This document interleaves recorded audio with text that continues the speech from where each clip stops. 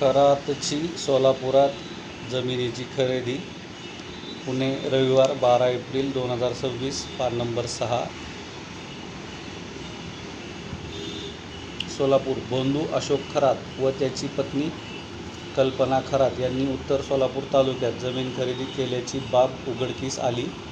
प्रस्तावित शक्तिपीठ महामार्गाच्या मार्गात ही जमीन येत असल्याने अतिरिक्त मोबदला मिळवण्याच्या हेतूने ही खरेदी केल्याचा आरोप केला जात आहे. उत्तर सोलापूर तालुक्यातील कळमन येथे खरातने 4 हेक्टर 48 आर जमीन खरेदी केली. अधिक मोबदला मिळावा यासाठी खरातने आंब्याची झाडे आणून लावण्याची माहिती समोर आली आहे. तसेच भूसंपादन मोबदला प्रक्रियेत जास्त भरपाई मिळवून देणाऱ्या डाळिंब पिकाची नोंदही उतार्यावर करून घेतल्याचे सांगितले जात आहे. एकंदरीतच खाजगी संरेखन हे या आणि अशा प्रकारच्या भूसंपादनाच्या प्रक्रियेमध्ये अधिकचा मोबदला मिळवून घेण्यासाठी आपण पाहू शकता की हे प्रकरण कुठपर्यंत जाऊ शकतं.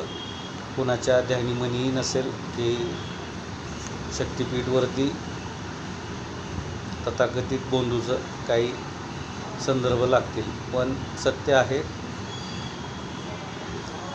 सगळ्यांना एकच सांगायचं आहे की अतिरिक्त मोबदला मिळवून घेण्यासाठी जर का अशी काही खटाटोप केलेली असेल तर निश्चितच ती कागदपत्रांच्या पुराव्यामुळं भविष्यात अडचणीची ठरणारी आहे.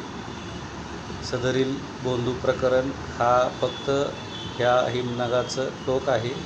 आणखीन अख्खा डोंगर पर्वत पोखरून काढायचा आहे. नमस्कार मित्रांनो, मी डॉक्टर मनोज कुमार प्रेमराज मुनोद, मुक्काम पोस्ट जवळानी, तालुका परांडा, जिल्हा धाराशिव, पिनकोड 413504. प्रस्तावित सुरत चेन्नई.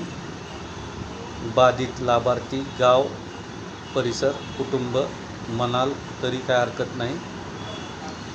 सदरील बंधू हा देखील सुरत चेन्नई ग्रीनफील्ड एक्सप्रेसवे बाधित लाभार्थी गाव खंदाळवाडी, तिकडं नाशिक जिल्ह्याच्या सिन्नर तालुक्यात, जिथे समृद्धी महामार्ग उत्तरेला पूर्व पश्चिम जातो त्या वावीच्या चौफुल्याच्या दक्षिणेचं सदरील गाव असल्याचं आणि पूर्वाश्रमीचा लक्ष्मण एकनाथ खरात हा आता सगळ्या जगाला माहीत आहे.